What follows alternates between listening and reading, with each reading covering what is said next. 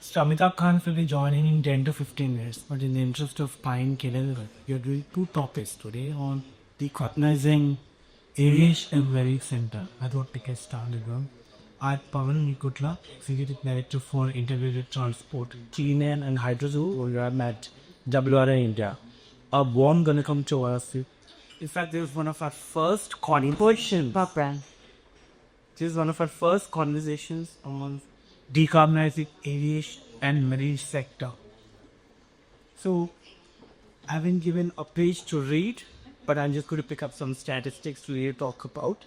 So one is, I think, that aviation connects over 4.5 billion passengers, and I think that's big. And in terms of, I think, the numbers, Bunche only about 7% emissions say from the transport, 5%, and Mariana happened combining with the HTML. 5% emissions. And then in terms of shipping, we know that it is 90%. It is the backbone of all globally traded goods.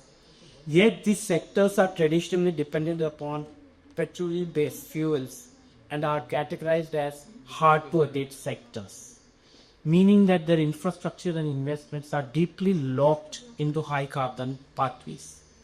There is no single technology that will single-handedly decarbonize these sectors. Instead, I think we're talking now about different pathways, including advanced biofuels, synthetic power to liquid fuels, hydrogen for short distances, and of course, electrification. Right now, in aviation, jet kerosene dominates with sustainable aviation fuels representing less than 0.1% of globally used today.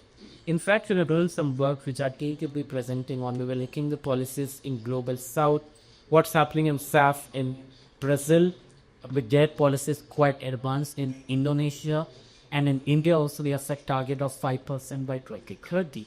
So it will be very interesting to see how this momentum is picking up. When we're talking about SAF on one side, I also wanted to bring the attention back to what is the impact on land and water.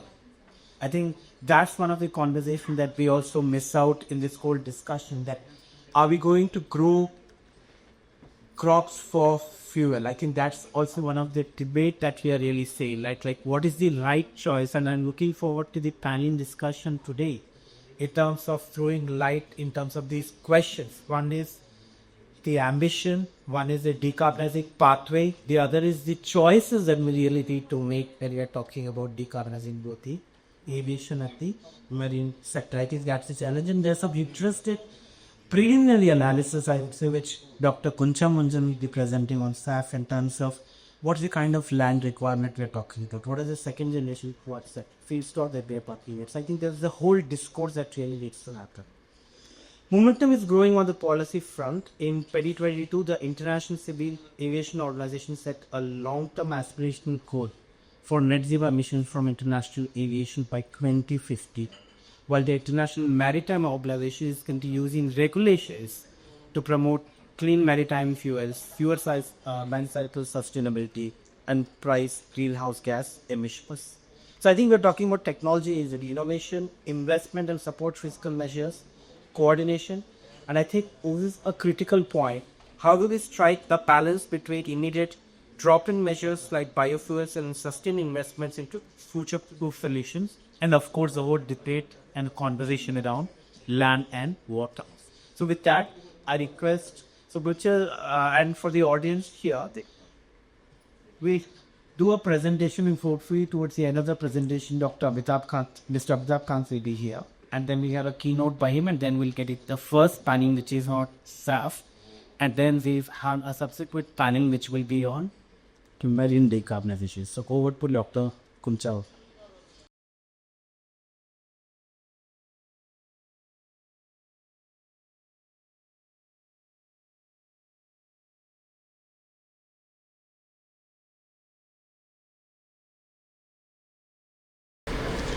Good morning, everyone. My name is Kuncha, and I'm working as Senior Program Manager for Hydrogen in India. And today we will be talking about some of the work which we are doing on sustainable aviation fuels towards decarbonizing the aviation. So, I see, according to the International Civil Aviation Organization, SAF or sustainable aviation fuels are defined as renewable or waste-derived aviation fuel that meets the sustainability criteria. Now, this sustainability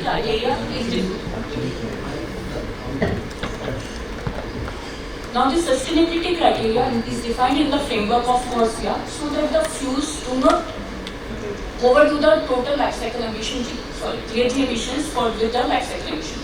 According to a report by analysis by IATA, they are saying that the SAF could contribute around 65% of the reduction in emission needed by 2050. If we look at the figure 1, the same IATA is saying that around 449 billion liters of SAF will be required to reach the net zero targets as set by ICO by 2050.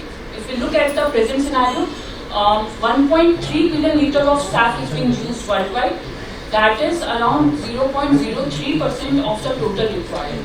So, if we need this much amount of SAF, it means that it directly translates into the greater feedstock requirement. So, if we talk about the SAF production pathways, we have the 4 common type of production pathways, where waste oil and tallow serves as a feedstock for HEFA-based. These are the lipid-based intermediates, and serves as a feedstock for HEFA-based pathway, which is the commonly used pathway for producing SAF. Then we have alcohol-to-jet technology, where alcohols or isobutanols served as intermediates, where we use first generation and second generation based feedstock. Then we have Fischer-Tropsch synthesis, which is coming up rapidly and actually uses second generation or municipal solid waste based feedstock and produce syngas as intermediate. And then we have power to liquid pathway, where the green hydrogen is combined with the captured CO2 and produces e-fuels that can be used as a drop-in fuel. Now let's look at what India is saying. Indian government has set a target of 1% blending by 2027, 2% by 2028, 5% by 2030, and that too only in the international flights. So if you see the present scenario of aviation turbine fuel, the production of ATF is more than what we are consuming, and that's why we are emerging as a significant exporter of ATF to different regions like Europe, Asia, and Australia. Then we have, if you look at how the domestic and international is bifurcated or the sector is utilized, then 27% of the ATF is used for international flights. Now, based on the projections given by or the targets given by Government of India, we have tried to do how much ATF will be consumed by 2030 if 5% will be used, and here it comes that around 25 crore liters of SAF will be required to produce to achieve the target of 2030 as mentioned by Government of India. Here we have done a simple analysis how the technology shift is taking place. Presently, around 96 to 98% of the aviation decarbonization or the SAF technology is based on the HEFA pathway, but based on the announcement and FIDs which we have recently come, around it will reduce to 67%, 96% to 67%, and then different technologies like alcohol-to-jet, power-to-liquid, and Fischer-Tropsch synthesis also going to take. This momentum can be seen because of the Europe mandates, which they have said that by 6%, 2036%, but 1.2% of e-fuel should also come into the play. Now, if we talk about the feedstock, so CORSIA has 49 approved feedstock. We want to see if they actually go into the competition of land or agriculture, and if not, then what other industries. So we have tried to list all the 40. I've mentioned here some of the feedstock where they go into the land competition. For example, sugarcane and corngrain, we want to the land competition, but the feedstock which is like MSW does not fall into the land competition. And if they are not falling into the competition with agriculture, they are actually competing with other industries, because other industries are also using these particular feedstock as their primary thing to build upon something. For example, forest residue is commonly used as a feedstock for making paper.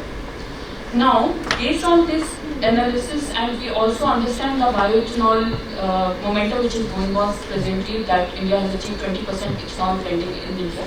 If we assume, we have taken an assumption that the feedstock is 50% maize and 50% sugarcane, then how, if we are building upon the same feedstock and alcohol-to-jet technology comes into the play, then how much land will be used? And it seems that huge land, like 4.6 to 5%, 5.1% of land will be used for just for having the first generation waste feedstock. And huge amount of water will also be put. For example, according to our analysis, around 5,600 liters of water will be required to produce 1 liter of SAF by hard-to-abate technology, and assuming these as a feedstocks. Simultaneously, after understanding the first generation feedstock, we have also tried to do how much SAF will be produced if we shift from first generation to second generation, and here we have received some interesting numbers. For example, if we use only agriculture residue, it actually and go from a technology of alcohol to jet, 13.5 million metric ton of SAF can be produced easily, which is easily achievable what India is aiming for 2030. So this is how we have done for used cooking oil and waste, municipal solid waste, agriculture residue, and second generation waste. There is another interesting work which we are doing on. So this is a part of our work which we are doing globally, and we are trying to assess the potential sequences of various SAF targets using different pathways computations. We have used 4 different computations, and we are analyzing their impacts on land use, feedstock demand, and the emissions. Emissions, we are calculating it for both the scenarios, for the production and also using the land-based emissions by using a carbon cost methodology calculation. We are using different scenarios, and hopefully we'll be able to publish some report by end of this year. Finally, the last slide on how the challenges are shaping the feedstock. First one as feedstock challenge and sustainability concern. We use first generation feedstock for bioethanol, but they obviously poses a sustainability concern. We can shift to second generation because India has a great second generation waste potential also. Then second generation waste feedstock, for example, waste oil, residues, and biomass can support the SAF production, and as per our analysis, they are sufficient to produce the SAF as the government's target. Finally, there is a lot of issues with the coordination and collaboration and coordination among the biofuel policies. For example, NCNG is looking from the feedstock perspective, then we have different states, different organizations or different departments that are coming into the play. So we actually need a cross-ministerial task force can actually help in streamlining the SAF mandates and policies. Thank you.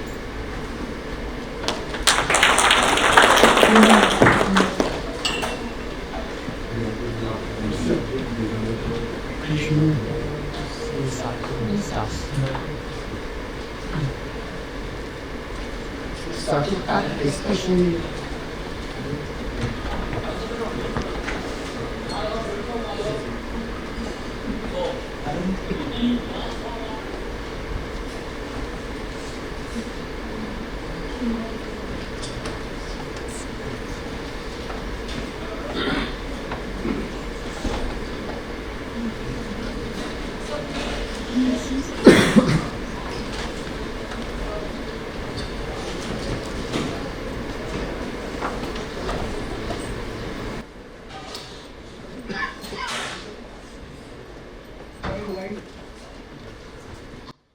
Good afternoon, ladies and gentlemen. A warm welcome to Mr. Amitabh Kant. Mr. Amitabh Kant is a retired IAS officer and former G20 Sherpa and CEO of Niti Aayog, known for his work on key national initiatives like Make in India, Startup India, and Incredible India. A significant figure in public policy, he also served as Secretary of Department for Industrial Policy and Promotion. He needs no introduction, so we are very fortunate to have Mr. Amitabh Kant here. He also served flagship initiatives of Aspirational District Program and also was a tourism pioneer in the Kerala cadre. He's a retired 1980 IAS officer from the Kerala cadre. He holds a degree in economics from St. Stephen's College and a master's degree from JNE. He also studied in model school and a academic scholar. Without further delay, so I would request you to please deliver the keynote address. And it's very interesting topic that we are looking at on decarbonizing the aviation and the marine sector. We had a short presentation on the aviation sector, decarbonization on sustainable aviation fuel, and we look forward to your keynote address. Thank you, sir.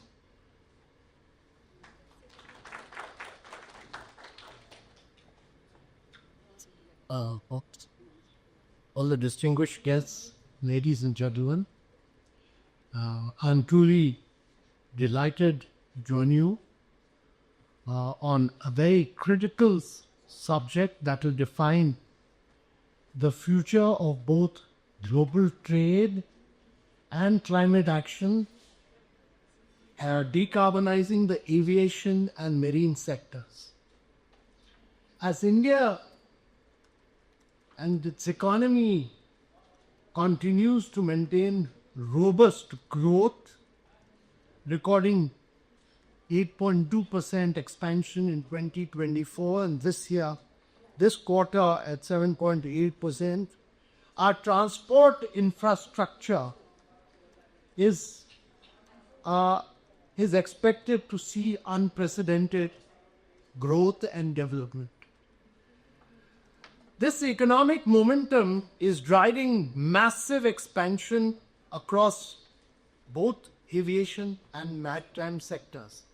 And India's aviation sector is set to become the world's third largest sector by 2030, placing the third largest in the world, placing it alongside China and the US as a global aviation leader.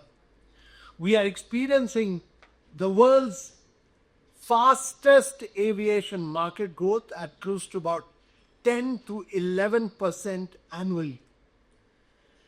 Simultaneously, our maritime infrastructure is also has undergone remarkable transformation between 2014 and 2024. Major ports increased their annual cargo handling capacity from about 870 million tons to over 1,600 million tons.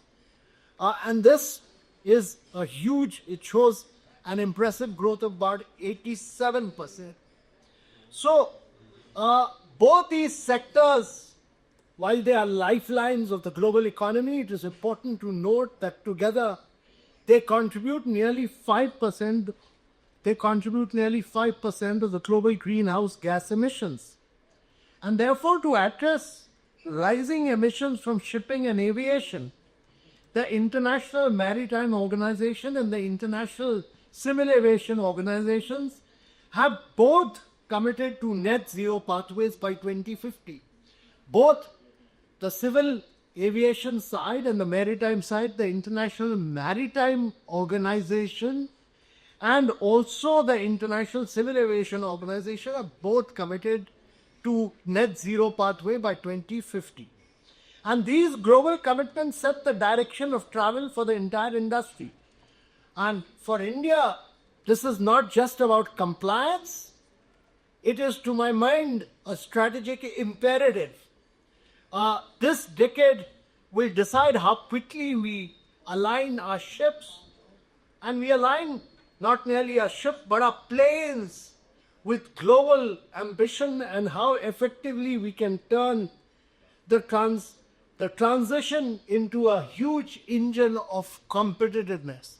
Because both on the aviation side, on the maritime, we need radical transformation and we need to become an engine of competitiveness. And therefore, there are several action areas. Let me begin by addressing the aviation sector. And decarbonization of aviation will not come from a single solution.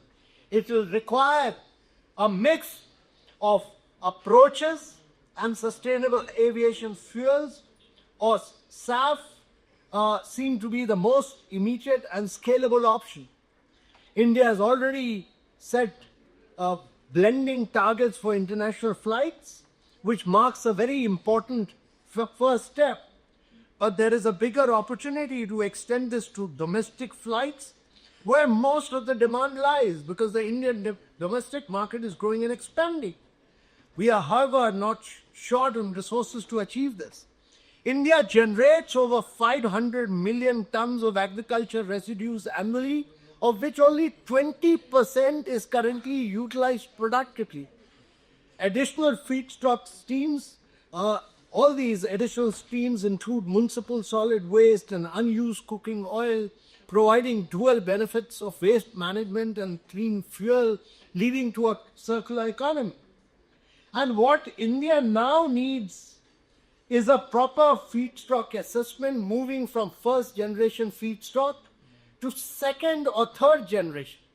And therefore, relying on food grains or first generation feedstock is extremely risky to my mind. In the long run, it can raise sustainability concerns around land use, water, and food security. Because we are not like Brazil, where there's excess water and they can grow sugarcane.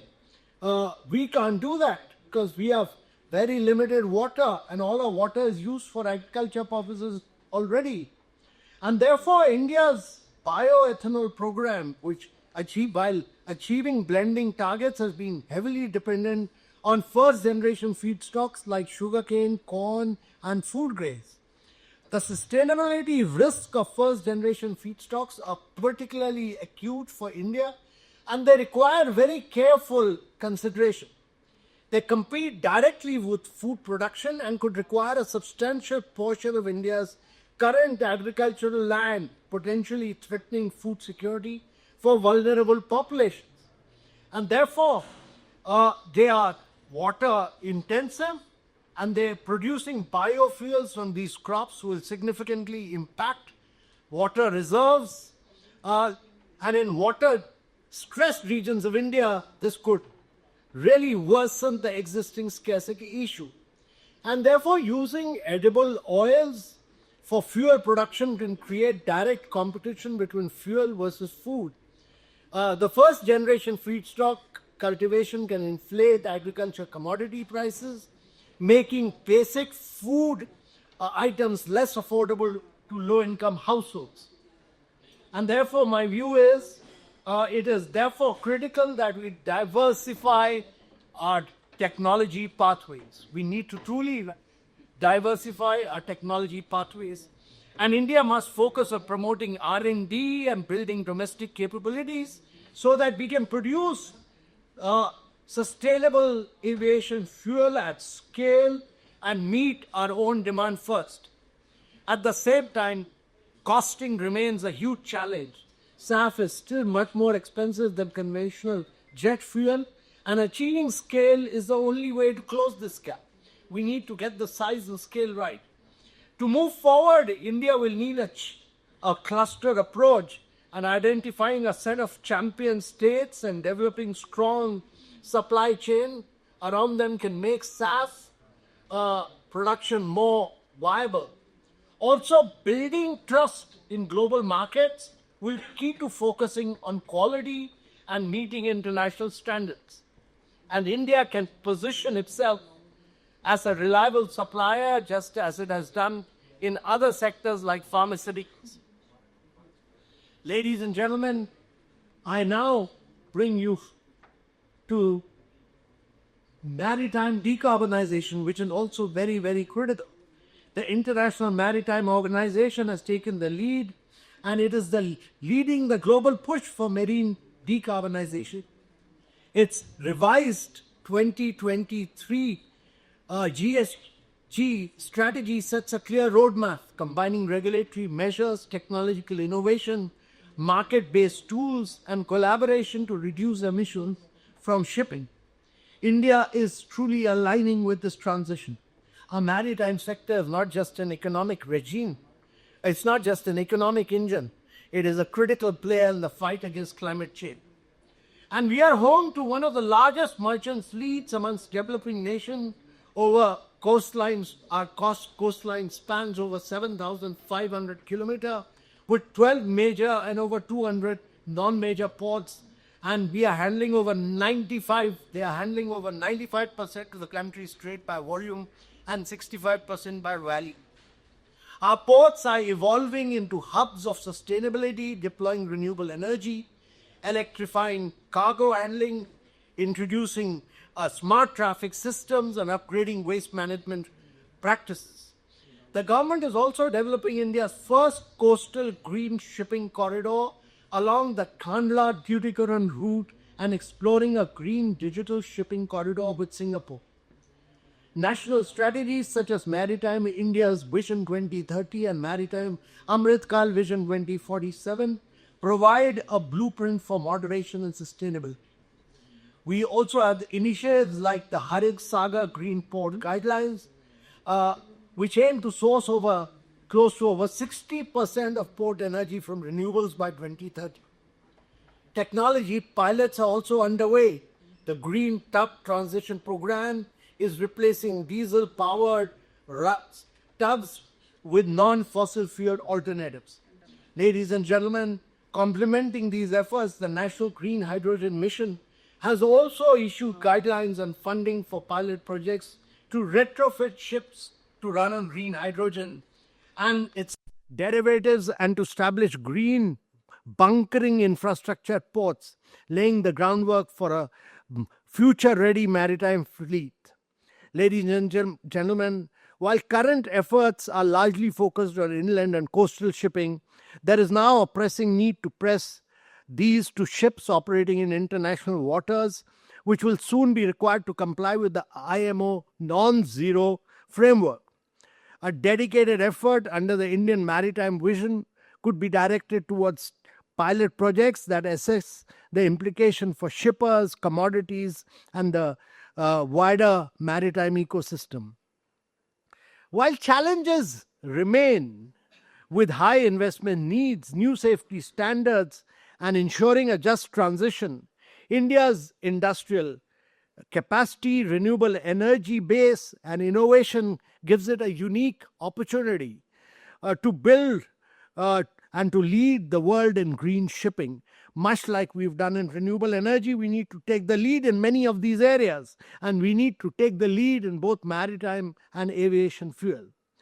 And ladies and gentlemen, as the world accelerates towards net zero, hard-to-abate sectors like aviation and maritime are no longer peripheral to the climate conversation.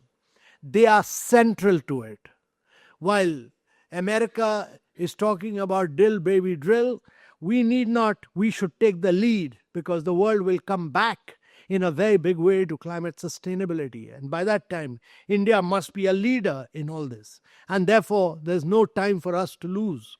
India has already shown the world what's possible in renewable energy by cutting costs, scaling deployment, and creating livelihoods.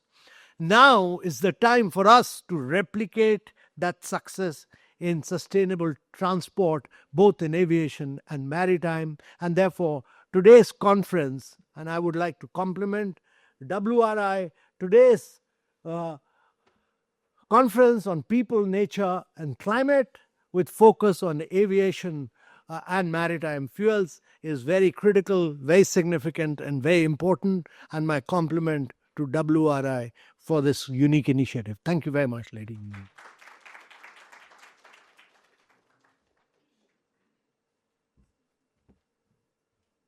So thank you so much for your inspiring words. It's always, I find it very personally inspiring for me to listen to you, and I've heard you on many occasions, and also setting the tone for this today's conversation. And we'll share the findings on what is the pathway and the way forward on both this aviation sector and maritime decarbonization as we move forward in our goal to net zero. I would request Mr. Madhav Pai, CEO of WRI India, to present Mr. Amitabh Kant with a small memento, a token of appreciation for being a big supporter for all these initiatives. A big round of applause, everyone.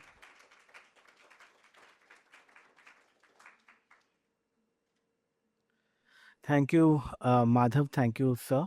With that, we move forward to the next session on the panel. I request my team to set up invite the panelists to the stage, and we'll get the first panel will be on the aviation sector decarbonization. And can you bring back those 3 questions that we had at the end of the first presentation?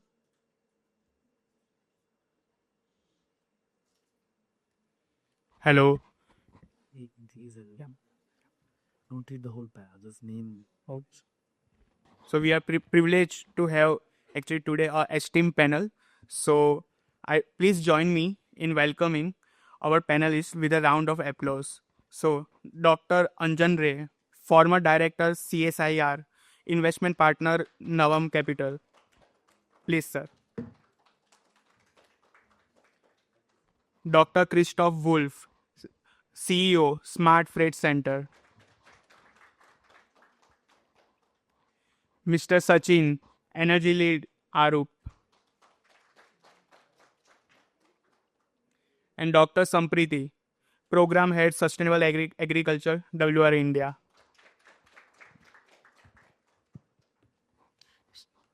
Please take your seat. Yeah.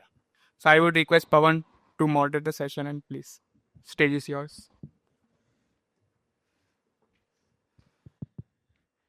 I think very interesting discussion on this, and I just wanted to. Better, can we bring the? Yeah, okay. So one, I wanted to start off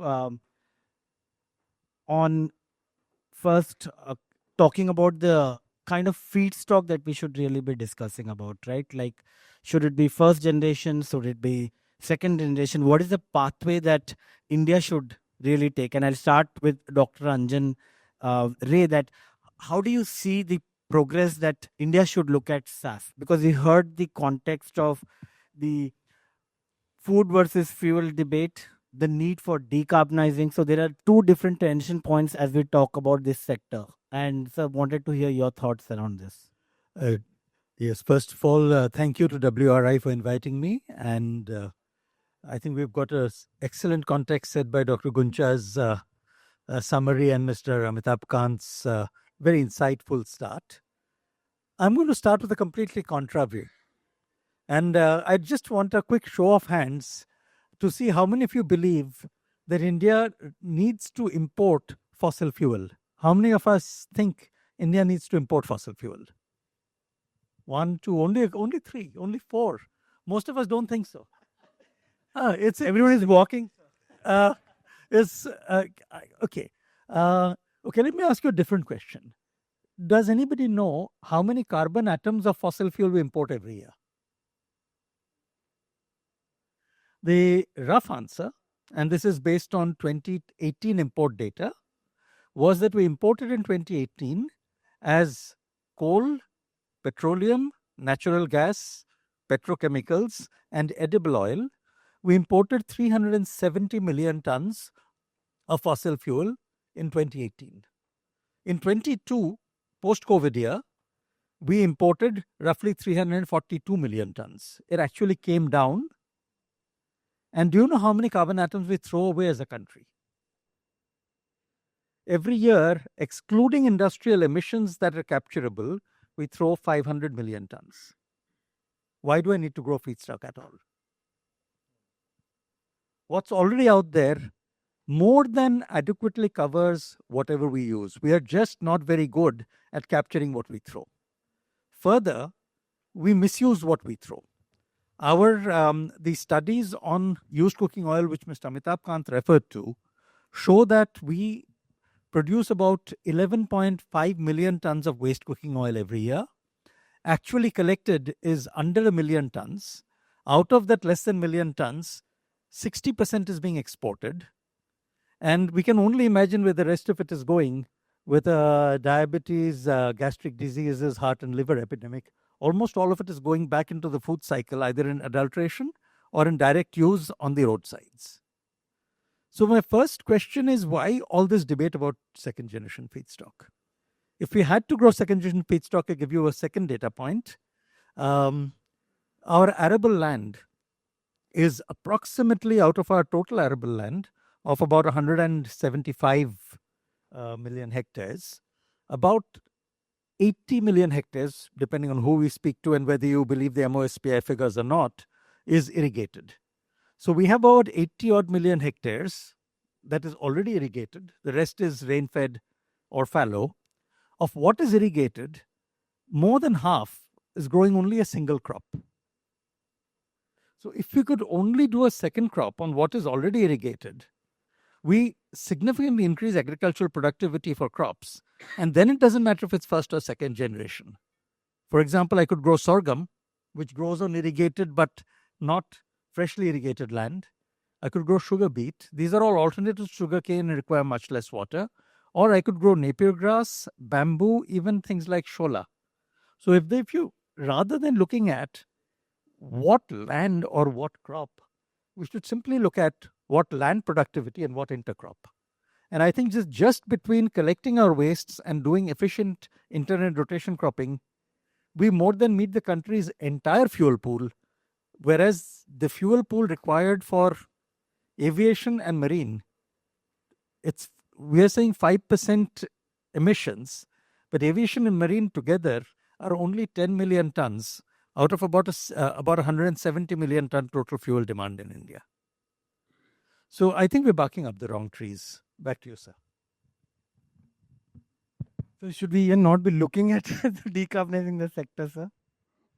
I think that if we learn to collect what's out there, the sector will decarbonize itself. Because the cost of tilling new land or setting up new supply chains has an enormous upfront carbon investment which we don't see. Sampriti, I just wanted to quickly bring you in, Christoph, just one moment. Because would you like to comment on what Dr. Anjan was talking about? Because I saw you were very interested in actually kind of talking about the work that we are doing and then how does it really fit into this whole conversation? No, I want to quickly, I completely agree with him. That if we look at the fallow land, if we look at those spaces where irrigation is already happening and when we can use the residual moisture and talk about using those crops where residual moisture can be used, this would be an interesting story. But what's happening right now, the pathway that we have chosen, Gunja said that, we have already achieved 20% of ethanol production. India has already achieved. So how we are doing that? India is doing that with maize, with sugarcane, with rice. So essentially, all of these are food crops. And we also know that in the last 2 to 3 decades, the food production area has kind of stabilized. And as a population density, we are nearly 350 persons per square kilometer, which highlights that we don't have so much land which is extra, which has been spoken before. So in 2022, 1 million metric tons of FCI rice were used for ethanol. So the point here that we need to dwell upon immediately is India has set its targets. The pathway we have chosen is a pathway to dwell upon low-hanging fruits. So when we already have areas in maize, in rice, in sugarcane, in the oil seeds that we use. So when we are saying that the area under food production is not increasing or decreasing, basically it is hidden. The first generation feedstock usage, the use of resources is within the area which is being used for food crops.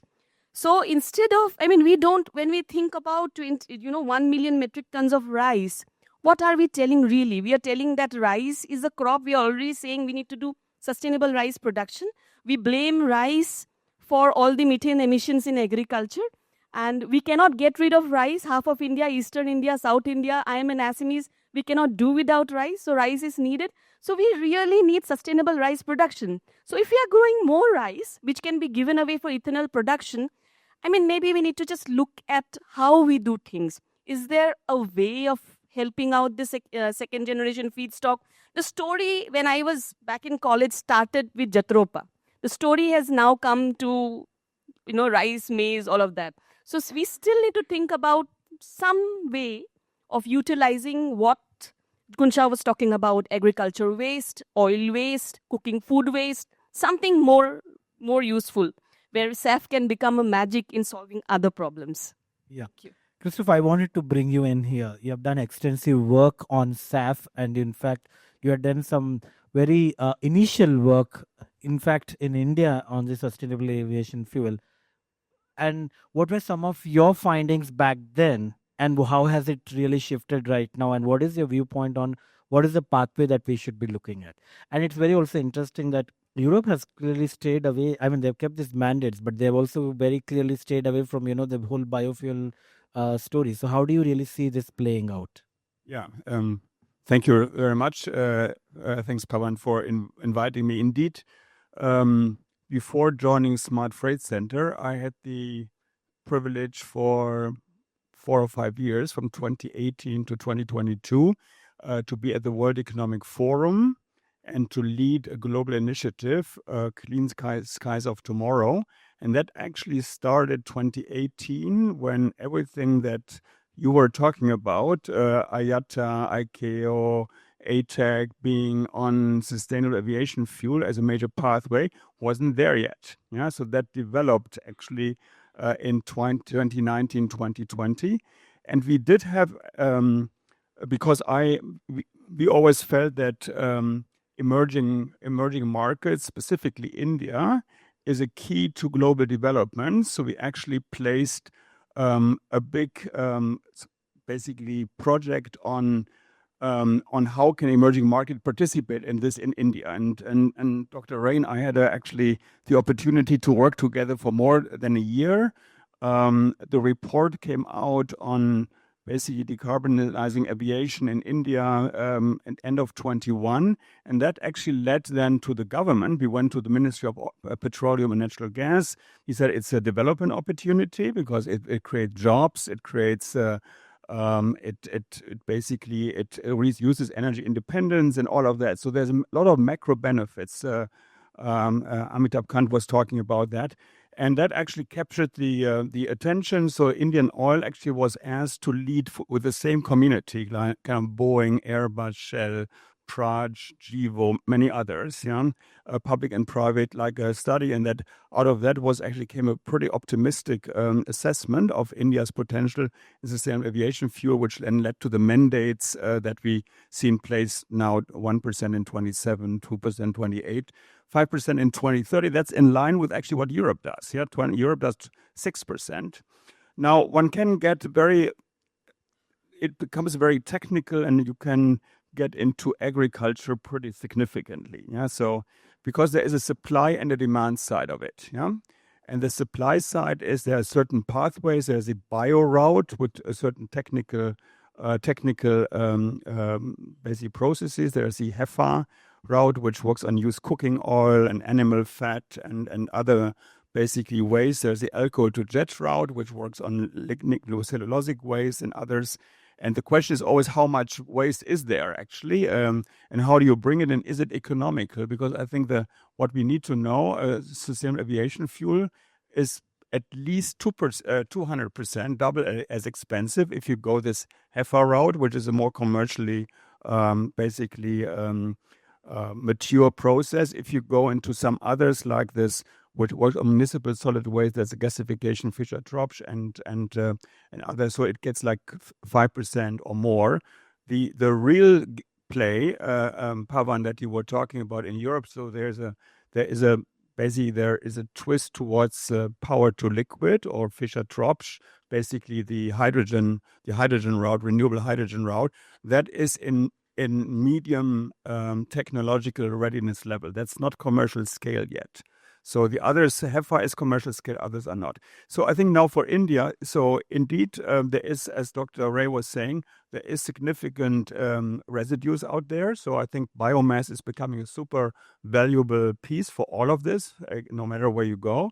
You have to assessing exactly food crop by food crop. I'm currently doing this in East Africa, food crop, what is actually what it has productivity, what's available, economics, because you have to collect this stuff. Yeah, there's an air quality benefit because you don't have to burn it. Yeah, so you can collect it and put it into fuel if it's and all of that is actually needs to be done, and that needs to be done country by country. We calculate at the time could be an industry with more than 1 million actually new jobs, reduces energy dependence in the way that Dr. Ray was saying by 50% and more. Yeah. So, but it's a pathway. It's a plan which will take 20 years, but India can actually benefit and become a major leader in the world. Very interesting, Christoph. Thank you for bringing also the opportunity that you're really talking about from this. But Sachin, I wanted to bring you into this conversation and hear your thoughts around this. Yeah, thanks, Pavan, first of all, for having me. And I'll also try to take the audience a little back,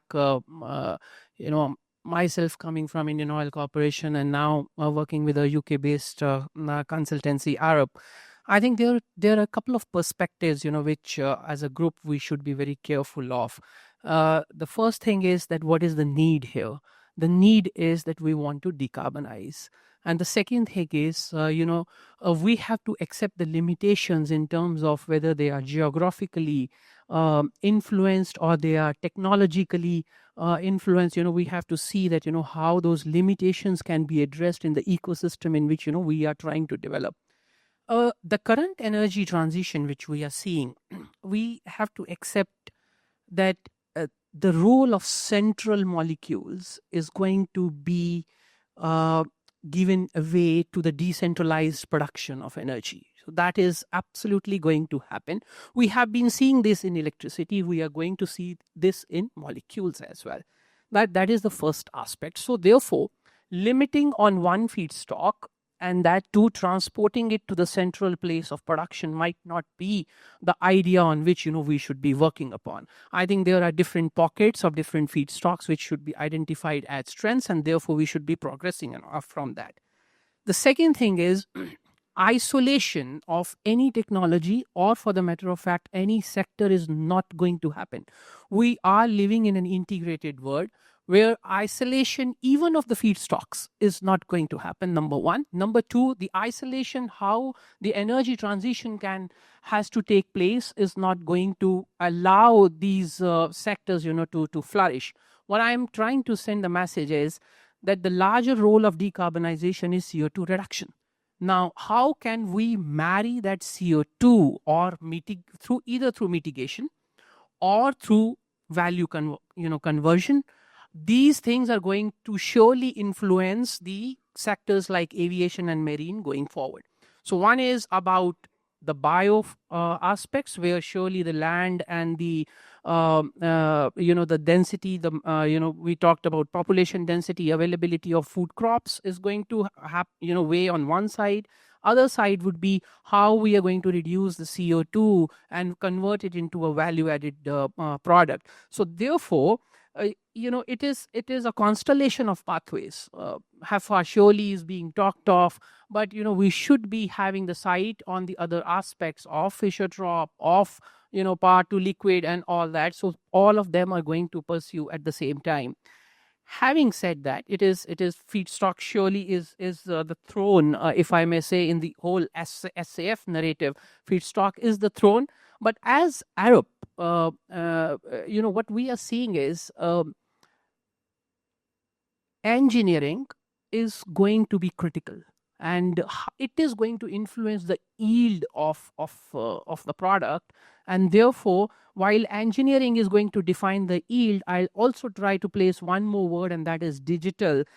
Digital is going to define the trust of the complete energy transition value chain. And therefore, we have to see that how these feedstocks, particularly the bio-related feedstocks, can marry with the likes of engineering and digital interventions, and we can see a different landscape altogether. I'll just pause here for a while and maybe open it up. I'll request all of you to just comment on what Sachin said. I think two things which stood out for me was this whole... Sachin, also can you elaborate a little bit on this isolation of any feedstock? What did you exactly mean by that? Are you saying that... Yeah, so I am talking isolation in two terms. One is, we cannot have SAF as an isolated end product of the bio feedstocks, So surely we are seeing the programs like CBG. We are surely going to see the programs like ethanol. So ultimately, it is going to conflict. The road transport is going to conflict with the aviation, and that is first isolation, which cannot happen. The second isolation is the waste, with respect to waste in terms of the bio feedstocks and in terms of the CO2. Those two things are also not going to live in an isolation. So the larger problem is carbon dioxide, and that should be the central point. Whether SAF is going to come from that route or it is going to come from the bio route, that's where isolation, it defies the whole narrative. You also bring a very interesting perspective, and I was going to ask Christoph if you wanted to comment that, but I'll also let others just comment on what Sachin said. But Christoph, I also wanted to bring this whole conversation of um, what is the trade-off we are talking about here, right? Like, is for the land transport, just building upon what Sachin said, is electrification the way forward for decarbonizing the land transport sector? And can we then say that, aviation, probably the SAF pathway is the pathway to really do? Because we are seeing that electrification is happening and it's becoming a global trend now. So, what are your thoughts around that? Yes, I think what Sachin was talking about is that you can't look into one sector in isolation. If you see what is the total biomass and how it is being or it's being best utilized in okay. Yeah, so I think there is a natural biomass competition between different sectors, and I think the rule of thumb is, in a way, those sectors that can electrify directly, such as road transport or passenger cars, should go electric, because this is actually the most efficient. You basically, electrical engines have 90% efficiency. If you burn something, it's like 30 something percent efficiency. So using biomass in road is a waste of biomass. We need biomass elsewhere. We need biomass in aviation, because aviation really has no alternative. There is a talk about hydrogen planes, etc. Electric planes may come, but they are for short distances, because otherwise the batteries get too heavy. And and hydrogen is actually, you have to have a completely new basically plane. That is as early as, Airbus says maybe 2040. So onward. So I think it's about aviation can only do sustainable aviation fuels. All of these crops and pathways that we're talking about based on the bio route is probably will solve 10% of the global problem, because of the fact that the bio feedstock, the biomass, which is not in food versus fuel production. Now, I would like simply keep to Mr. Kant's statement. Yeah, first, building an industry based on first generation biofuel is risky. Yes. Because I think it will lose acceptance for all the reasons that we are talking about. You have to go to secondary. The second the residues have the issue that there is limited supply. Yeah, so you have to really look for that, and it has a cost problem. Yeah, so because you have to collect it, it's very decentral. You have to collect it and you have to process it, because you can't move the feedstock around. It's too expensive. You have to use the fuel around. Yeah, and we used. But this is 10% of the global problem. Maybe in India it's a bit higher, because you have and currently, for example, Europe and US basically don't have that feedstock. Yeah, so they need to import feedstock. Currently, a significant chunk of the used cooking oil into sustainable aviation fuel production in Europe comes from China. Yeah. And I think there's certification. I think you had a certification topic here, which actually there are certification rules. They need to be Indianized, etc. And I think that's happening.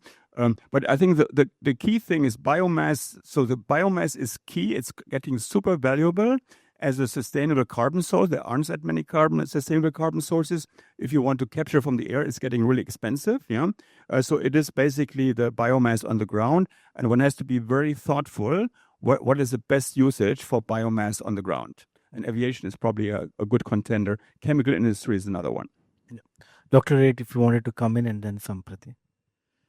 Yeah, I think what Dr. Wolf said really resonates with me over there.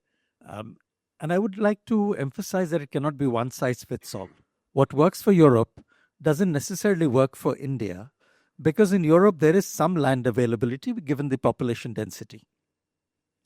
In India, we have to look at what we can do that scales with population, and what scales with population is waste. So the carbon atoms that I talked about in the beginning come out of the human use of that waste. I also feel that we are very poor at our overall resource utilization. Clearly, the less we waste, the more is available in the primary supply chain. And the primary supply chains are very expensive because we're wasting so much. Every time we waste, you are mining afresh You are growing crops afresh. You are making plastic afresh. You are importing crude oil afresh. So we also need to look at the supply side and make sure that our supply side efficiencies are much better than they were. These are my two main thoughts. I also would like to just add on what Mr. Sachin Chugh said about digitalization. I think the understanding the data well and making it actionable is critical to what we do. You know, in India's first biofuel policy, 2009, I was one of the authors of that. We explicitly said no food crops will be used for biofuel. And slowly that's been relaxed because the other imperative that has come, apart from decarbonization, has been the imperative that we import too much carbon atoms. So we've been trying to find ways to use domestic carbon atoms, whether it's food or not, because it at least gives you less of a foreign exchange outflow when you use domestic carbon atoms. With these considerations, and with the consideration that, for example, if today you got to see a critical war escalation, where would the fuel for India's military aircraft come from? It can only come from biofuel. So these are the considerations. Contribute more. Very interesting conversation. Yeah. I just don't know where these are very important points. You know, from a macro picture, when Dr. Ray says that where will the fuel come for war? I mean, after he says that, I really am in loss for words. Can I bring my micro picture and will it make sense? Because in this country, when the question of war comes, nothing else make real sense. It's like, oh, there's a war happening and we are fighting somewhere. But as we said, you know, we start again going back to history. Jai Jawan, Jai Kisan. We have to eat, and so when Sachin was talking about isolation at the micro level, because I bring my experience of working in the ground, and in the ground, when a value chain gets created, we understand the macro picture, how much of carbon footprints that we need to reduce, but in our haste of achieving targets, we create value chains. So there is a clear directive by Government of India where it is required development of maize clusters around ethanol pockets. And in our work in Madhya Pradesh, we have seen these ethanol production units cropping up in districts.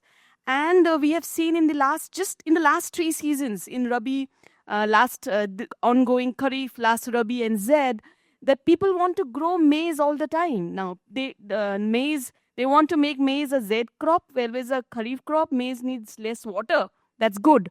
But they want to replace soya bean. And there's a value chain which is coming up. So when the value chain, I mean, leave apart the entire discussion, macro discussion, but when the farmer sees a value chain and the value chain is working and is giving them the needful money, it's very difficult to then unwind it or undo it. We just need to be really careful. Then going back and saying that, oh, it was our own doing. We created too much maize now. And India is not a country where we are eating a lot of maize. So where will that go? So, I mean, this is a small example. There can be many other bigger examples and crops, but that's what we have to be a little careful in creating those value chains. Yeah, quick intervention, Christoph. Yeah. Yeah. So the question about feedstock is very local. Yeah. I can give you my favorite Kenyan example. Yeah. So Kenya has part of the land is a country is non-arable. Yeah. It's super dry. So now and that is actually, if you look at the course of the AKEO IATA sustainable eligible feedstock is being certified by RSB or ISCC under like 17 criteria. So you have to go feedstock into feedstock. So they look at 10 different ones because you don't want to create a monoculture. And there's actually now an agri-hub system where you basically say, okay, what's the catchment area? So for that to be created.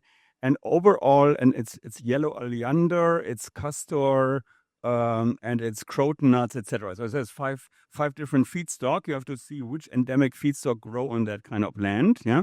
And then you basically create jobs in areas where there haven't been jobs before, yeah. And this is actually where the job creation of the 1 million comes from. It's based on the feedstock side. It's not on the processing. I mean, the processing is basically chemical. I'm a chemical engineer. There's no people in those plants, yeah. But the feedstock processing, that's where the money is. but it's and this is super local. Yeah, so you have to build those aggregate hubs. The farmers need to like it, so they need a sustainable supply chain. Do they get an offtake agreement and all of that? Yeah, so it is very local, and it creates jobs and benefits for many states where maybe haven't been these types of jobs before. Yeah. Any comments, Sachin? And then we'll take one question from the audience to wrap this session and jump into the marine session. Yeah, I think it is all about thinking collectively from sectoral point of view, and then painting the picture around the nation, how we are going to have different options coexisting. But I'll just like to come on your question of electrification and taking forward onto SAF. Uh, uh, the role of electrification is very clear. Whatever can be electrified should be electrified, particularly in the context, when we are building a lot of renewable energy capacities. But the larger role is, can that electrification enable us to achieve something in the liquid form, and help? Now, what from where I'm coming is that if you deep dive into the costing aspect of bio-based, let us say, HEFA as the source of SAF, about 70% is largely related with the feedstock related expenses. And with the current ammonia tenders which are happening in the market, and if we start back calculating the cost of hydrogen, which might have been entered, as far as economics is concerned, to calculate the final price of ammonia, I think largely we have achieved that particular level where in e-fuels about 70% of or 60% is going to be hydrogen. And how that reduction has happened, it is good to compare now those numbers with the kind of numbers on HEFA which we are talking of. I'm sure that there would be still deviation, but yes, it's a thing which is going to be watched for. The second aspect is the e-fuels are going to address two aspects. One is CO2. The second aspect is as a drop-in. So looking forward, the picture is not yet over. It is just beginning to unfold. A lot of exciting stuff to happen, and therefore a lot of coexisting molecules are going to exist as far as the feedstocks is concerned. I think that's a very good way to summarize, Sachin, that the picture is still yet there. Abhi baki hai. And we'll continue. Any pressing question? Yeah, one question. If you can. Is there any technology out there which processes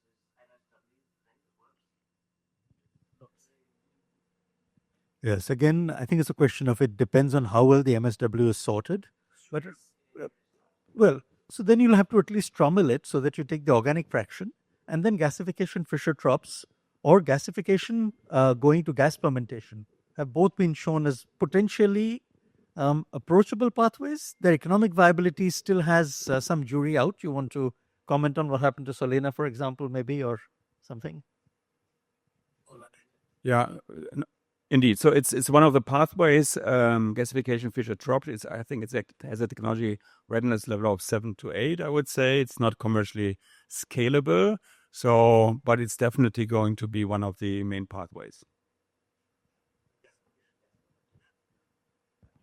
I think we can interact in the lunch because we have to do the session on marine also. So a big round of applause to Dr. Ranjan Ray, Christoph, Sampriti, and Sachin for a very insightful discussions. We'll present a small memento to all the speakers.